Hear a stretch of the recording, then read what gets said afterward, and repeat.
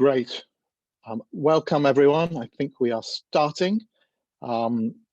Thank you all for joining one of the first Founders Forum Live.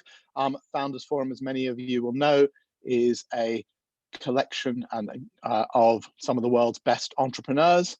And we are delighted today to be doing a session on startup support from the government. And we have with us, as you know, Dr. Ian Campbell, the Interim Executive Chair of Innovate UK, and Ken Cooper, who runs the venture part of the enormous British Business Bank.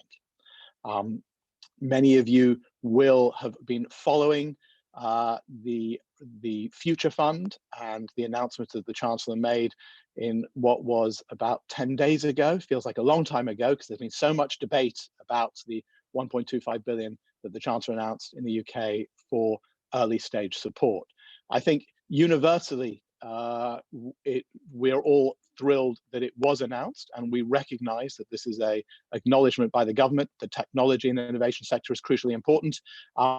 However, obviously, the devil is in the detail, and there have been lots of questions about exactly how the implementation will work.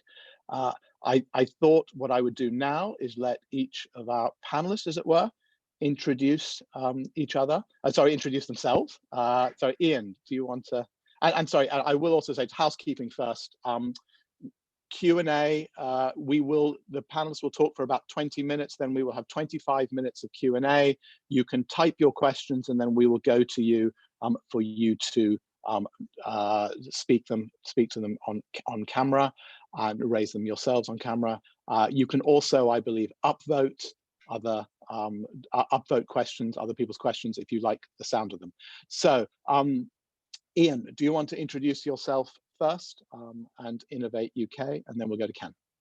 So thank you very much, Brent, and I'm happy to speak to everybody today, first of all.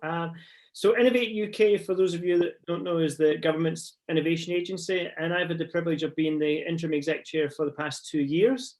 And Innovate supports R&D intensive SMEs through a combination of grants, loans, and investor partnerships.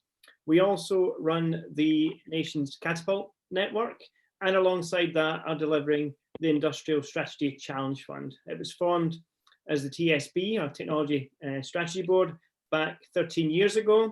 In 2014, it was rebranded as Innovate UK, and effectively we work alongside government, sponsored by the Department for Business, Energy and Industrial Strategy, to deploy funding to help the R&D sector grow and scale wherever possible. Great. Ken, do you want to? Thank you.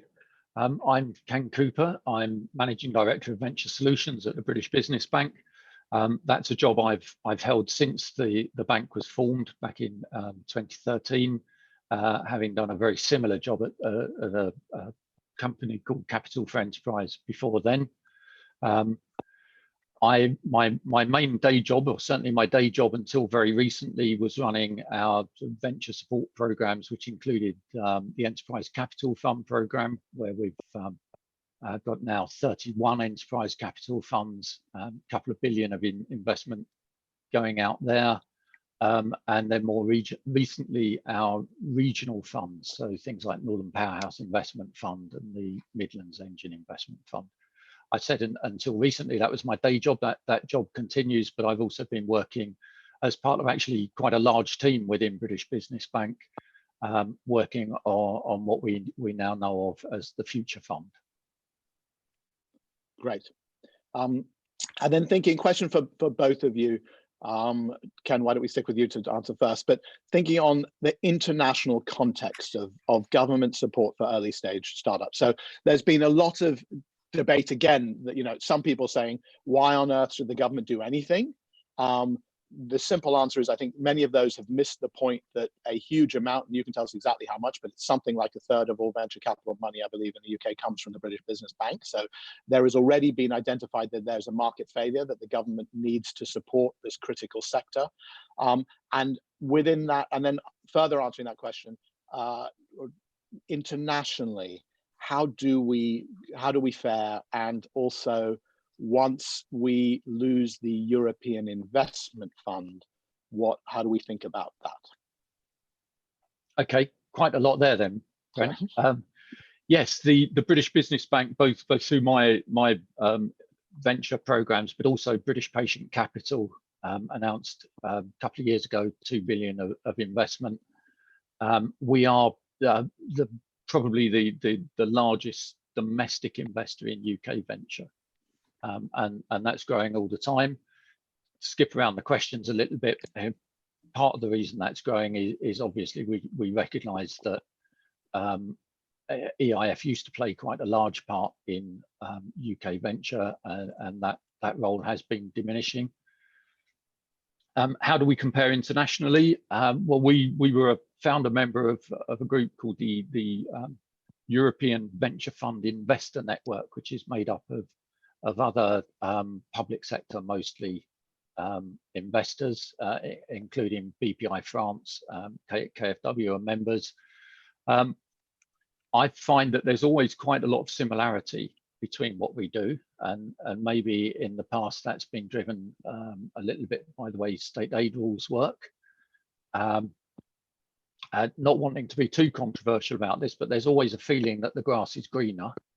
And I know from some of the people I talk to that some of the announcements of what's going on and the speed that that's happening, quite often a little bit exaggerated. But yes, I think internationally, governments do recognise that actually venture is a space that without some form of government intervention, you'll get a suboptimal level. And in particular, some of the things I do, I mean, one of the things I'm most proud of actually is our record in backing emerging managers. And we have quite a good history of that. Some relatively household names today were first backed through the Enterprise Capital Fund program. Great. And Ian, so Innovate UK and how we stack up internationally with the scale. So I think if you look at the Innovation Index for 2019, we ranked 5th globally.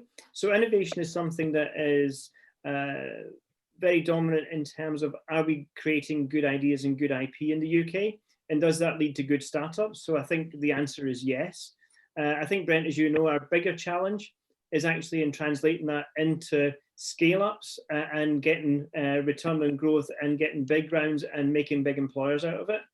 However, if you look at some of the sectors where we do have a good track record, let's pick advanced therapies, we've done particularly well through nurturing that IP from 2009 when Innovate first started to fund some grants there, all the way through to establishing the Catapult and then ultimately the manufacturing centre to give companies the opportunity not only to land the IP and develop it in the UK, but to translate that into a scalable industry where we're now regarded as second in the world behind the US. So I think we have a record of success internationally in certain sectors. However, we do have very dominant research at an academic level, and we need to get better at translating that into products and services of value, and alongside of that, building up economic impact and building up our knowledge base. Great, yeah, and before we get to, there's lots of questions coming up on EIS, but before we do that, you know, there is some logic that some of the smaller companies, the deep tech companies, and there's been some backlash saying, you know, well, you know, if you haven't got 250K, why you can't apply for Future Fund? But obviously, some of the answer to that is the additional 550 million to Innovate UK does apply there. So just tell us a bit more, Ian, about the sorts of companies that are likely to be successful in getting Innovate UK grants or loans. Yeah, so I think, Brent, let's go back to the 750. So 200 of the 750 is effectively for companies that we've already got R&D programs with. And what that's doing is allowing a pull forward for them to continue to undertake R&D at scale whilst in the middle, obviously, of the current crisis. And then the 550 is really split down two ways again. One part of it is going into innovation loans. The emphasis there is as much on the innovation as it is the loan, but allowing companies that are nearer to market to procure, for example, capital equipment, which you couldn't do with the grant, to then succeed in their business models. Then the remaining 400 is split into grants, with 200 in that roughly for new entrants to come in. So we think we're going to fund around about 1,200 new companies through this scheme that haven't had funding from Innovate before. And then the residual to help bolster those that we've supported historically, but need to get through the current climate and maybe potentially pivot either their technology or their business model or their IP to allow them to accomplish maybe new challenges and new opportunities, or indeed to strengthen their position in light of new opportunities presented by the current climate. So very subtly, but it's a combination of grants and loans, and both for new applicants into Innovate and those that already have secured grant funding historically. Great. And quickly, timing, when can people start applying? When is that going to be clear? So as you may be aware, we launched an emergency £20 million round 4 weeks ago, and we translated a 24-week process into 5. And so those companies will begin to get funding within the next 10 days or so. We are hoping to introduce our package over the next few weeks. We would like to open some next week. We're waiting on exact timing, talking to our colleagues in government at the moment. But we would anticipate there'll be 3 or 4 competitions running over the next probably 4 weeks, and certainly towards the middle of next week, we'll see the first of those emerge. Brilliant, thank you. Now, Ken, we discussed a bit earlier, but obviously probably the biggest elephant in the room, and maybe the surprise to some of the startups that had hoped they would qualify when they read the term sheets and stuff, was the inapplicability of EIS. And you know the numbers, you know it's an enormous percentage of early stage and seed startups that are EIS backed. So and I think everybody on this call knows this, so I don't need to reiterate. But EIS has been super successful in unlocking capital.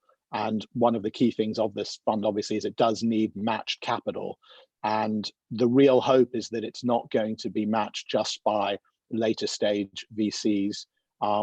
There was some people have thought that because lots of people were advising that nobody thought that EIS was a good idea. I know, as one of those people who was trying to input on this scheme, we all thought EIS was a great idea, and we were very much hoping for EIS matching. Now, I think it's probably worth, Ken, you just highlighting some of the issues on why it hasn't been a slam dunk on EIS. So I think having some people understanding why it's not the easiest thing in the world, and at least my understanding that there still is a possibility that workarounds can be found, but we don't know the answer to that yet. So Brent, yes, I mean, I should start by saying that final decisions on the structure have not been made, but there's a desire to launch something next month, and that requires a certain amount of sort of speed in operation. I also will caveat with, this is where I think we're getting to. This isn't necessarily where we've got to. So there are issues around making the convertible loan note an EIS eligible instrument in itself. And I think a decision will have to be made on that. But as I understand it, to make that as a positive decision will add considerable complexity and time to getting this up and running. So my feeling is that is something that probably won't happen. The other bit is whether actually participating in the convertible loan note, and bearing in mind the idea is that there is an investor from outside investing on the same terms. There's a question around whether participating in that note would impact the EIS status of existing investments or even future investments, and I think that's probably something that it's worth pursuing, in the hope that it can be quite clear that it isn't. The other thing I think where EIS and non-VC investors come in, just trying to keep up with some of these comments as they come in, certainly the non-VC investors can be a match, and investment from EIS investors will count towards that. The 250 raised in the previous 5-year total. And another point is, how do we protect that of the 250 million from government, not all of it goes to the later stage? Is there an idea that some of it could be partitioned? So you could say 100 million of the 250 has to go to seed and early stage. That's one idea that might be helpful. And then subsidiary points, the 250 match, is there any movement, or is it deliberate that if you go and raise, or say you closed around in February of 250 and you hadn't previously raised 250, does that count towards the match or not? Or if you close one in April, does that count, but you've never raised it 250 before? So there will be a cut-off date by which you have had to have raised that 250. I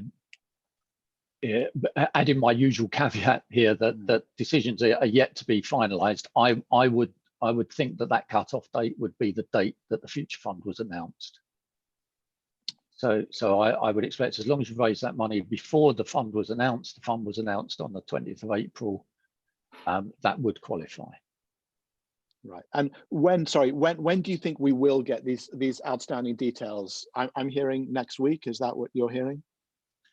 I think very soon. There's been a lot of interest in how quickly we will put the how quickly the fund will get together, how the fund will be delivered. We are hoping that there will be a sort of very straightforward. Straightforward's a difficult word when you're talking about a convertible loan note, which is quite a sophisticated instrument, but there'll be a relatively straightforward process for applying and a relatively quick process for getting that done. In order to have that ready to go for the launch date in May, we need to tie things down very quickly. So I would hope we would know the answers to all of the outstanding questions by next week.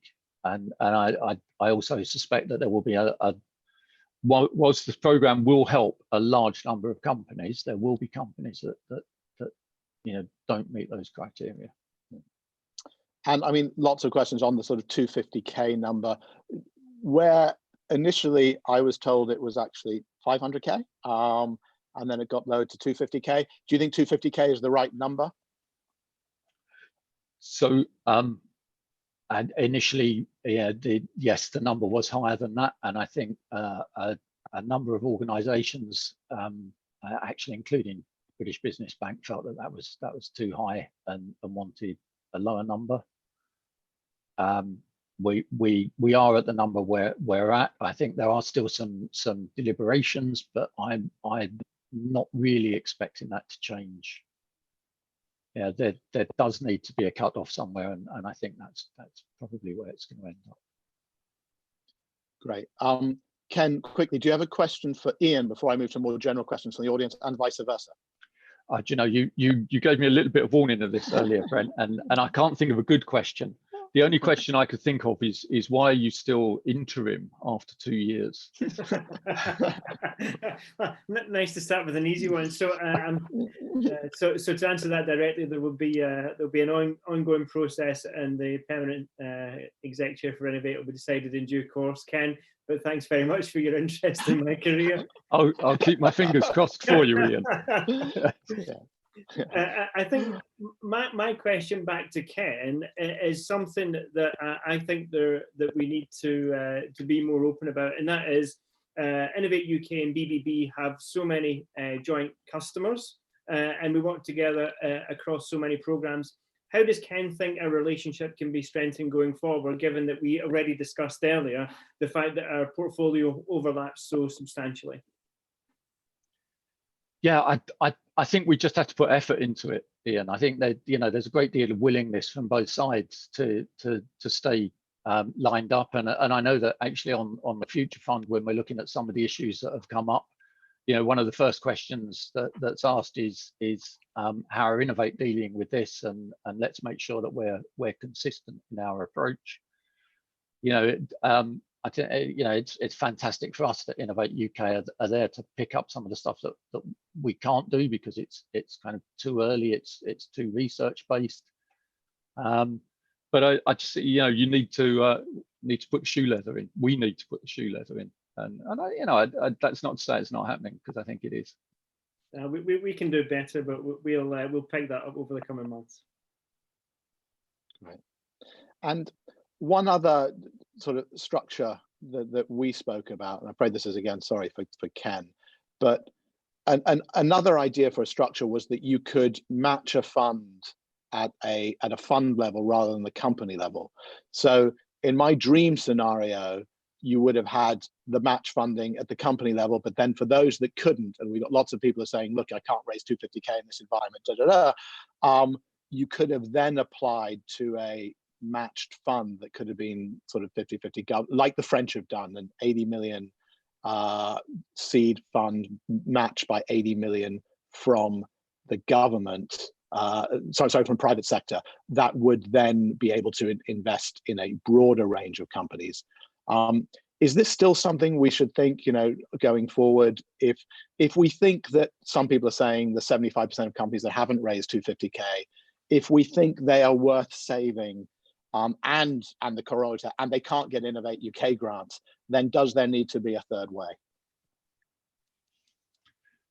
So, I think it's probably worth saying that the CLN route was chosen as a way of being able to make money available much more quickly than perhaps going for a fresh equity investment. We are accelerating the rate that we're investing into funds anyway, and I know British Patient Capital are not capital constrained in that they can invest in new funds, and I believe they're looking at much more towards their maximum percentage participation in those funds. So they will be there. I'm not sure it's exactly the same question, but the match for the CLN doesn't have to come from just one investor. So it can come from a syndicate of investors. It doesn't need to just be the one investor. And the other thing is that we are still committing to funds. There are funds out there with dry powder, and I know it's very difficult for people to make investments that are new to them at this time, because we're not able to go out and sort of rattle the windows, but there are funds out there with money. Is there space for another intervention? I expect there is. Will it be possible to put that intervention together before we come out of lockdown? I think that's probably another question. Sure. Yeah, I guess it all depends on when we come out of lockdown. The eternal question, which we are not, unfortunately, this is going to answer on this call. You'll be disappointed now. Okay, shall I go to Ben Cohen quickly? Ben, do you want to ask your question? And any others, please do raise your hand if you want to ask questions, or type them in the text.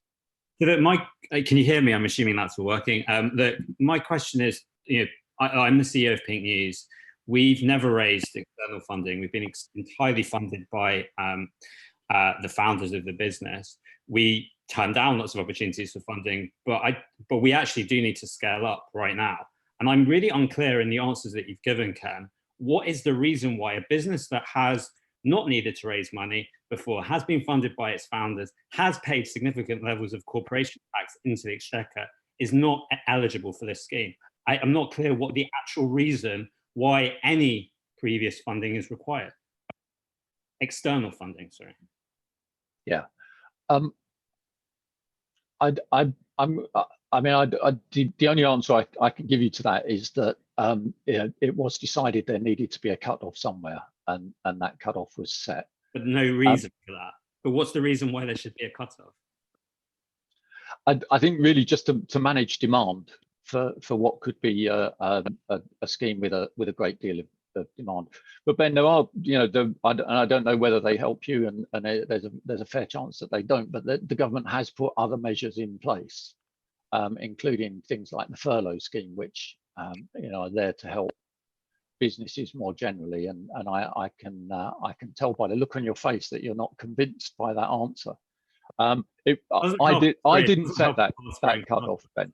Sorry, it doesn't help a fast-growing startup is the problem, or a scale-up that has already proven the model, has reinvested its capital prudently, has contributed to the exchequer, has done this without needing to raise capital. What this helps is well-funded businesses from VCs who may well not have ever made a profit and may well be saved by this, that may themselves not be the best businesses for going forward. It means that all of those businesses that have successfully been able to scale up themselves and grow themselves are not going to be helped by this if they need to access more capital. So it's not creating a level playing field at all. Yeah, I'm not sure that that's the claim. I think this scheme is for those businesses that might have been looking for their next stage of funding. So perhaps first round with a new VC, or companies that were in between rounds, but those rounds have been brought forward because of a loss of revenue. And Ben, you're right. You have been excluded from this. Ben, can we quickly go? Oh, sorry, was that Ian? Sorry. No, I was just going to say, Ben, dependent on the quantum that you're looking for, and provided your idea is innovative, there's the possibility to look at the innovation loan structure within Innovate, and that will be open fairly shortly. So there is an opportunity to raise some money via that route if that is applicable to your business. Okay, thanks. So Lex, going to Lex quickly, you had a question on grant funding. Was it answered already, or do you want to raise it with more detail? Yeah, I think it was answered. So I don't think there's any further need for me to go into it. So yeah, thank you for the information. Okay. Okay. I have just lost all the questions people have asked, but there's some more. Neil Crowley, do you want to? You seem to have a lot of questions on this. So Neil, should we go to you? Hi guys. Just a quick one. Obviously, some of us who've, as Ben quite rightly put, I think Ben's put in some very, very good points. A lot of us have been taught the ideas that if you can go out there and build your business without taking VC capital, etc., you're doing phenomenally well. Just from an experience from our perspective, I mean, we've gone for Innovate loans and grants in the past, and there has been such detailed bureaucracy as to what you can and can't do and how you could and couldn't do it, that many of the times these rules have clearly been set by people who've never actually run a startup a day in their life. Now, to do it in the UK is tough. You see in other countries, we see funding to a much larger extent than we get in the UK. So I have huge admiration for anybody who runs a company in this country. But at this moment in time, I think what you've seen very clearly on this chat alone is that the people who need the funds the most are the ones right now who have gone bare knuckle to the wall, who have done all they can to keep their business going. We've been going 6 years now. And we've done that through blood, sweat, and tears and angel investment, but we don't quite hit the threshold that is being set. We're now being asked, if we went for 125K minimum in the market, that means we have to raise £62,500 right now, which is just, it's like the Gobi Desert out there. It just isn't possible. So I think what we have to do is look at a situation as Brent described, which is a third option, which basically the company has to demonstrate its ability. We've been on a Department of Trade and Industry venture meeting to Oslo. We have got the support of 2 cabinet ministers, and yet we fall through the cracks. We've got a business here that could be generating over 400 million within the next 5 years, and we just don't fit the criteria. Now, there has to be a point where the powers that be look and step in and say, okay, this rule doesn't quite work, but we have got the ability to have some flex here for certain cases that are well proven and have got great support behind them. Is there any flex, I think, is what most people are going to ask here. So Neil, maybe I'll answer your question first about the complexity of applying to Innovate. The £20 million call that we just ran over the last 4 weeks. We've gone end to end, and it usually took 6 months. So we are actually trying to respond to business needs.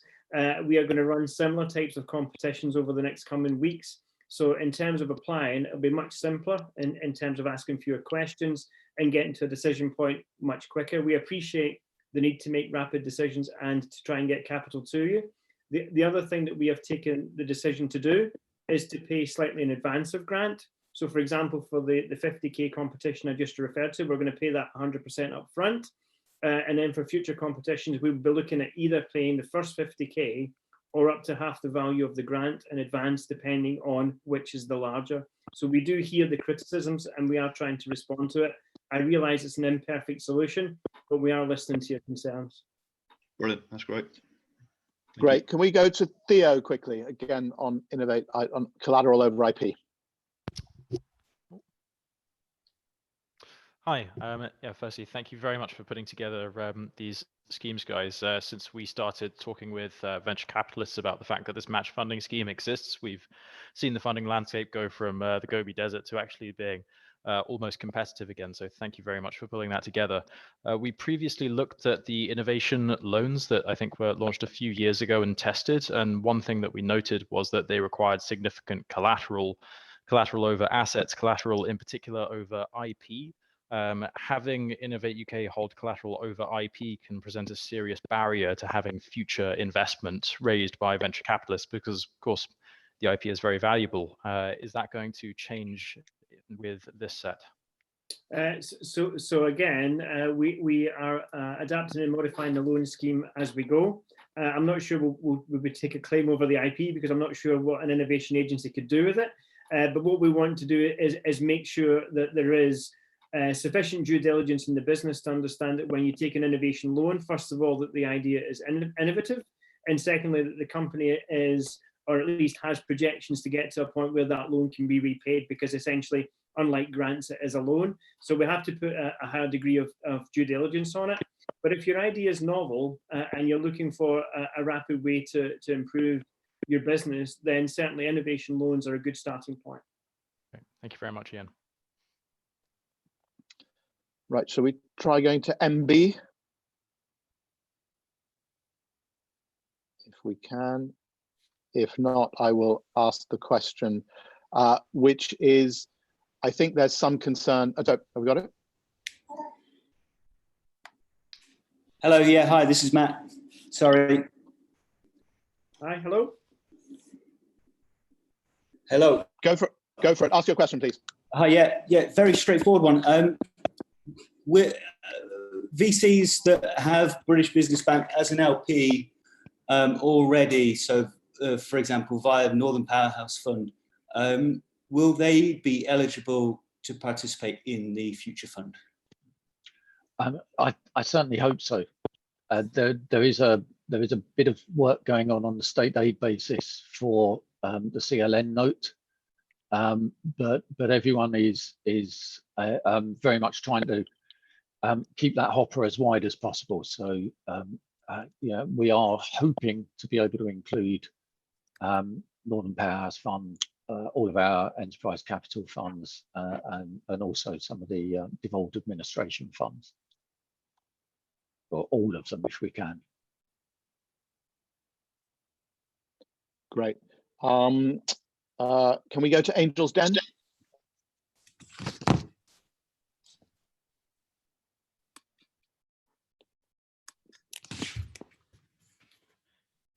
Hello, can you hear me? Yep. Yes, so just a quick question regarding Innovate UK. I had a look at previous Innovate UK applications, and it looks like a large proportion of companies that was funded by the Innovate UK come from the deep tech space. And I was just wondering, since applying for Innovate UK grants could be the only option for a large proportion of startups that are excluded from the future fund, is there a space for non-deep tech startups? And if there is, what proportion of non-deep tech startups can Innovate UK fund? So I'll answer that comprehensively. So we fund across all sectors. So we have portfolios in health and life sciences and manufacturing and AI and data and clean growth and across all sectors. All we're looking for is innovative ideas, and that innovation can be a product or a service. And therefore, any good idea with the right articulation around how it wants to grow and scale could be applicable for Innovate UK funding, and we would welcome applications not just from deep tech but across the sectors. In terms of the questions we're asked, we're going to try and make the forms as simple as possible. As I said earlier, we reduced the number of questions in the last form from 10 down to 4. We are trying to find a happy medium that gives us enough information to make a good assessment decision, alongside the need for speed to try and get the grants flowing as quickly as possible. Great. Do we have Angela Marie Graham? Question from you? Yes, I'm here. The main question I wanted to ask was about the redemption premium that seems very, very high. Can you give us some information on why it's been set like that? Another question's pointed out that could be the equivalent of a 31% APR. So I'd like to understand why it's been so punitive. There are a couple of things on that. One is that the loan note has been designed so that as long as there's a qualifying investment round, it is supposed to be a bridge to the next investment round. It will convert. The redemption premium stuff is really about if you get to term and nothing else has happened. Some of those terms are still being worked out, because one of the other things is that it needs to be demonstrably a market instrument in order to pass some of the state aid tests. But within those discussions, there are people looking at it from the point of view of sort of fairness to the company and other things. I think questions like that are probably better to wait until the sort of final version comes out, because there are some changes being made. But the principle is that the intention is for the note to convert. Okay, that makes sense. And just one other question that's come up from quite a few people. A number of startups would have had a holding company that's not inside the UK, and they may have done that to make access to foreign investors easier within a UK environment. But as things stand at the moment, they wouldn't be able to be eligible for this fund. Do you think there's going to be any caveats within that would allow companies like that to apply? The sort of thinking behind that is that if you're going to be taking shares, you really want to be taking shares in Topco rather than a subsidiary, because I'm sure the people you deal with won't want to do that, but there are some obvious scopes for abuse if you're just taking those shares in a subsidiary. It's something that's still being looked at, but the easier answer may actually be to onshore that Topco, particularly if it's only a shell. Okay, thank you very much. Great. Can we move quickly to Priya from Century Tech, EdTech? Oh, hi there, Brent. How are you? You all right? Thank you very much for everyone for this call. It's been so informative. I think questions have been really helpful as well. I think my big issue at the moment is that as a company that did raise around, it was raising around, signed a term sheet. It was 10 days away from completion on the 31st of March, and the lead investor dropped out. It is just not practical to now start an entirely new diligence process with new VCs. How can the future fund just seems like the terms of the deal are obviously people have already stated how that they're not the most attractive. What are the solutions that a company in that state, are there solutions for us? Do you think the third option could include, for example, companies that had clearly been through diligence? Is there something that can be done where clearly there are many stories where VCs have dropped out at the last minute and cited COVID-19 as the only reason?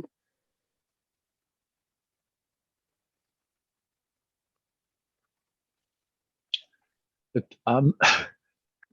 I wonder, without knowing the details, your lead investor dropped out, but if some of those others wanted to, it might be possible for them to take over that role in relation to the future fund, which of course would come in for half of the funding. It's difficult to talk about what proposal there might be to fill gaps. I think I would hope the gaps are not so bad, but I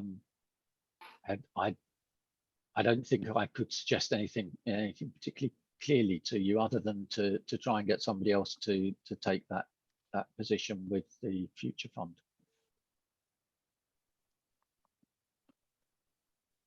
Okay, shall we move to Emily Brooke? Hi there. Thank you for this, Brent.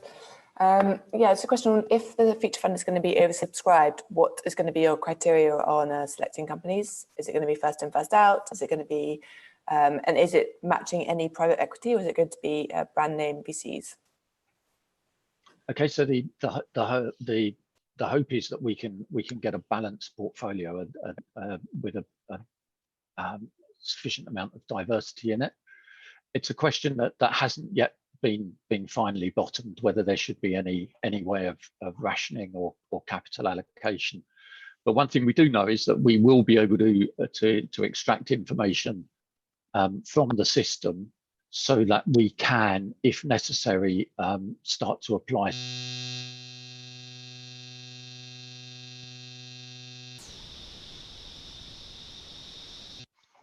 Sorry about that. No, nobody's called me all day. So that's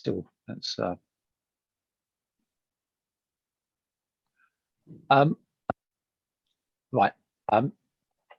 So we're keeping the ability to monitor carefully and then to ration. It certainly isn't the intention that this all goes to blue chip VCs who've already got enough money anyway. And there are some of those, although fundraising has been good in the last couple of years, but we have to remember that's patchy. Some funds are now very well funded. Other funds were probably looking for their next funding round now, and not coming to it. So there very much is an intention to build a balanced and diverse portfolio. The mechanisms for doing that are not clear. Great, thank you, Ken. I think we've got time for just 2 more questions. So if we can go to Alex Rainey and then we'll go to Jenny.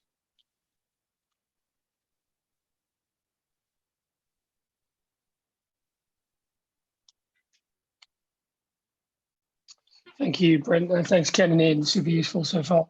Probably 2 parts to this question. I think the first is, could you just expand on why EIS hasn't been included for the future fund? You mentioned complexity is the reason. I think startups would just welcome you kind of unpacking that statement a bit more. And then the second part is, are we saying, if I've understood correctly, that none of the match funds can be EIS eligible? For instance, half the match funds were ASA, for instance. Okay, so Alex, firstly, I should repeat that I don't know what the end position is here. I've given you where I think it's going to come out and some of what I've heard about the reason for doing that. So my understanding, and I'm sure people will argue with this, but my understanding is that to make these instruments EIS eligible, they either need to be significantly changed or there need to be changes to the EIS regulations. Both of those would take time and quite a bit of time, and would then stop us hitting the launch date. So your question was in 2 parts. I'm sorry, I'm not sure I quite got the second bit. No. No, I think we've... Sorry, I couldn't unmute there.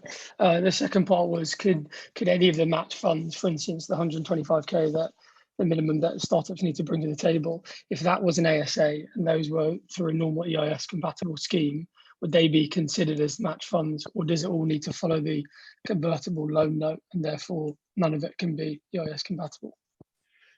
So at the moment, everything, and I think it will stay that way. It has to be on the same terms as a convertible loan note. The scheme is designed so that no diligence has to be done by the government in order to unlock its funding. And in order to take that comfort, somebody else has to be investing on those terms and driving it. You know, somebody sitting there as a kind of lead investor on that. And so I don't think so. And the ASA, as I understand, is a very time limited event, and bringing the CLN note to being a 1 year note, I think would actually limit its applicability to a lot of companies who maybe need a little bit longer before they hit their next funding round. Great. In related, there was a question from Pocket on, you know, can equity rounds participate as a match? And my understanding is what we haven't talked about is that the loan note, your investors can cap the loan note, which makes it more similar to equity. So they can, and then the government would go in on the same basis. So that would be the way to do it. Jenny, last question, and then we'll have to wrap up. So if we be quick. Great. Thanks for putting together this session. It's been really informative. So we're due to close a priced round this week. We've been dragging our heels a bit until we hear the full criteria of the fund, but obviously it's kind of prudent for us to move swiftly. Before all the details are finalised, what advice can you give us to make sure we're shapy around that won't rule out being eligible for the future fund? So for instance, is being priced versus a CLN a barrier? And are there any terms which would be an absolute no-go for that fund? No, I'm not aware of anything that would impact from a previous round, providing you meet the general eligibility criteria. I suppose you might want to think about leaving some space to match the loan note, because you won't be able to do that with a round that's already closed. If that makes sense. Yeah. Thank you. And Ken, some question, just last one for me. Some people are asking about international investors. They do count towards the match. That's my understanding. Yeah, I think as long as someone can stand up to be that lead investor, then we're not really focused on who the other investors are, providing that yeah, if necessary, the know your customer checks and sort of fraud checks and things can be completed. Great. With that, I think just for me to say thank you so much. Oh, sorry, my video is not on. Oh, yeah. So thank you so much to Ian and Ken, and to everyone who asked questions and listened. It was a huge audience, and I think we got through quite a lot. Obviously, understandably, some of the details are coming out over the next few weeks. So we will wait and see, and we're excited. Many founders will be excited to see them. And I think just from a Founders Forum point of view, worth highlighting that if you want more news on this and other things, we've now opened up our Founders newsletter to all. It's an algorithmically generated newsletter about your network with some insights from around our group as well. So do sign up to that. And we've also, if you want to listen to this again, maybe you came late, or if you want other people to be able to send it to other people, it's been live on YouTube, and people can listen to it on YouTube. So thank you all. Thank you to Spiro, Ellie, and our team, and Jesse, who helped pull this together. We are very grateful to all of you. Thank you. Thank you. Thank you.